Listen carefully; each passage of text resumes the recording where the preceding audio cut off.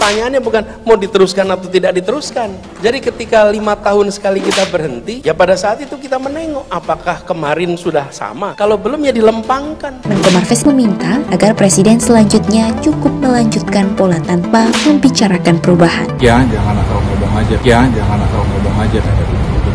Harus ada keberlanjutan dan kesinambungan. Kalau sudah kepemimpinan 1, kedua, ketiga sudah sampai ke SMA, mestinya kepemimpinan yang keempat itu diteruskan. Jangan balik SD lagi. Pada saat berhenti kita melihat apakah kita masih dalam tujuan yang sama. Itulah esensi mengapa kita menyelenggarakan pemilu 5 tahunan. Jadi ini bukan soal meneruskan atau tidak meneruskan yang dikerjakan kemarin. Masa kayak meteran pom bensin.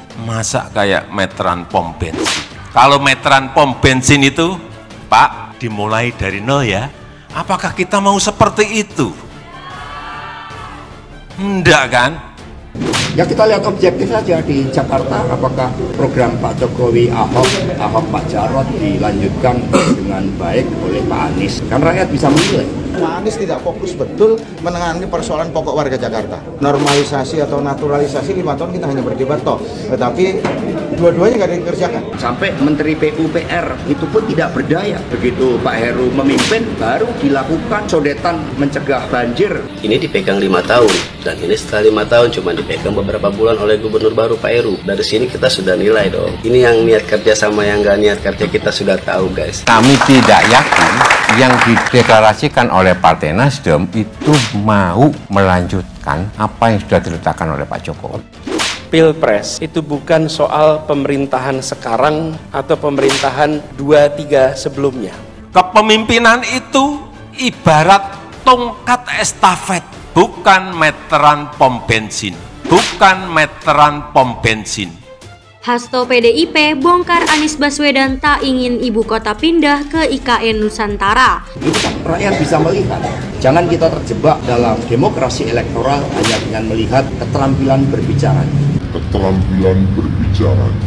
Tidak bisa dibantah, statement Anies Baswedan jelas tidak akan melanjutkan program Jokowi. Pesannya adalah meluruskan jalan, menghadirkan keadilan. Karena kita meluruskan jalan. Mestinya kalau sudah dari TK, SD, SMP, kepemimpinan berikut masuk ke SMA, universitas, nanti kepemimpinan berikut masuk ke S2, S3, mestinya seperti itu. Tidak maju mundur, ojo-ojo, enggak.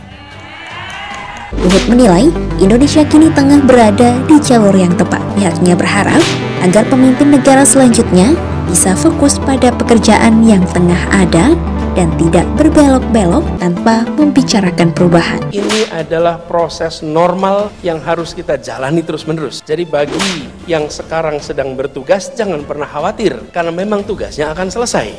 Oleh sebab itu, hilirisasi KN Nusantara ini harus diperkuat, harus dilanjutkan, harus ditingkatkan.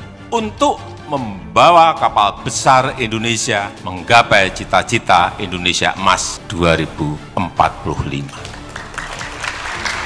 PDI Perjuangan memastikan bahwa apa yang menjadi perhatian utama Presiden Jokowi akan dilanjutkan, bahkan akan semakin dipercepat.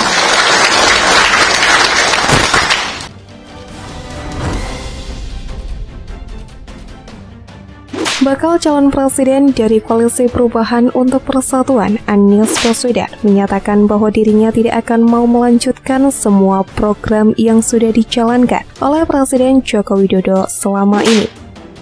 Sebab kata dia, pemilu nanti bukan ajang untuk memberikan garansi meneruskan kinerja pemerintahan periode 2029-2024. Kalau ada pemilu, ini bukan soal meneruskan atau tidak meneruskan yang kemarin, kata Anies saat menghadiri Halal Bihalal Partai Keadilan Sejahtera di Gor Pajajaran, Jalan Pemuda, Kota Bogor, Jawa Barat, Minggu 11 Juni. Menurutnya, pemilu adalah upaya untuk merebut kekuasaan dengan komitmen memperbaiki atau meluruskan jalan yang jadi tujuan bangsa dan negara. Sehingga ketika proyek pembangunan Presiden Jokowi selama ini ada yang tidak sesuai dengan keinginannya nanti atas dasar tujuan bangsa dan negara, maka tidak akan dilanjutkan. Pemilu adalah melempengkan jalan menuju pada tujuan Republik ini, keadilan, tegasnya.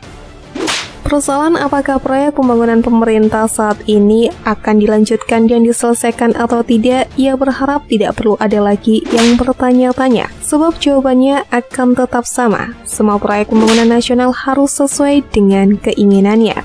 Sebab jika dia menjadi presiden, maka dirinya lah yang menjadi ketua regu.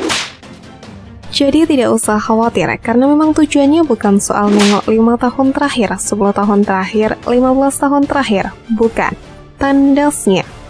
Tujuannya adalah kita setiap 5 tahunan berhenti sejenak, menentukan arah, menentukan siapa yang ditugaskan memimpin regu ini lagi dalam 5 tahun ke depan, tegas Anies Baswedan. Di sini terlihat jelas fakta bahwa Anies Baswedan adalah antitesa Jokowi yang sangat gamblang diutarakannya. Semua proyek pembangunan nasional yang saat ini sedang berjalan, salah satunya adalah IKN, pasti akan terjadi mangkrak di tangan Anies Baswedan. Dengan kata lain, tidak akan pernah dilanjutkan karena proyek tersebut harus sesuai dengan keinginan Anies Baswedan, karena Anies di sini telah menganggap dirinya adalah ketua regu yang punya hak prerogatif dalam mengambil setiap keputusan. Sebenarnya tidak heran jika Anies memberikan pernyataan demikian, karena apa yang disampaikan Anies sudah terlalu sering Anies kemukakan. Tentu banyak yang masih lekat dalam ingatan, yakni ketika dirinya menjabat sebagai Gubernur DKI Jakarta. Apalagi jika program tersebut dinilai tidak dapat mendongkrak kepopuleran Anies, pasti akan ditinggalkan. Contohnya seperti Giant, Ciwok, sodetan Ciliwung, serta normalisasi Sungai Ciliwung. Semua dibiarkan mangkrak tanpa mendapatkan sentuhan sama sekali dari Anies Baswedan. Bahkan beberapa proyek ditangani oleh pusat karena ketidakmampuan Anies Baswedan dalam menyelesaikan masalah, terutama banjir saat itu. Jadi kalau Anies saat ini memberikan statement yang demikian, harusnya tidak perlu kaget karena memang seperti itulah karakter becapres dari Nasdem ini. Jadi sudah jelas semua di sini bahwa Anies Baswedan memang 100% real antitesis Jokowi. Selain dikenal sebagai antitesis, Anies ini ketika mendapatkan masalah juga terkenal selalu menyembunyikan diri di balik menyalahkan orang lain. Ia tidak pernah berkaca pada dirinya sendiri. Kenapa hal tersebut bisa terjadi? Masih ingatkah dengan salah satu contoh kecilnya ketika terjadi banjir di DKI Jakarta, yang disalahkan adalah kepala daerah wilayah lain yang berdekatan dengan daerah yang dipimpin Anies. Bahkan tidak habis pikir, Anies sampai menyalahkan curah hujan juga.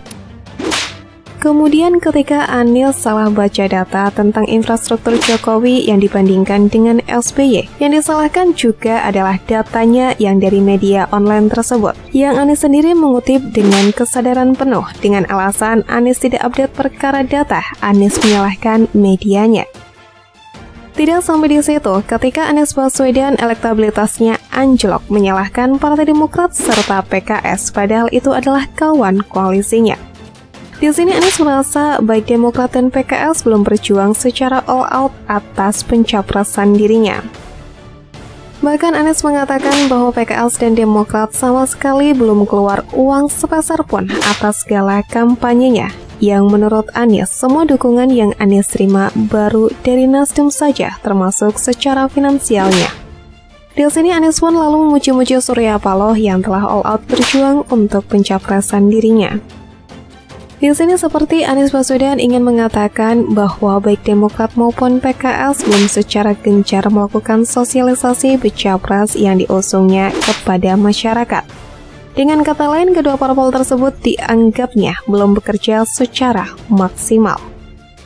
Padahal dulu Partai Demokrat dan PKS lah yang bekerja dengan baik waktu dirinya masih menjabat sebagai Gubernur DKI Jakarta, di mana PKS dan Demokrat saat itu berada di pihak oposisi pemerintah, yang tempatnya jelas berbeda dengan Nasdem yang saat itu yang memilih berada di pihak koalisi pemerintah.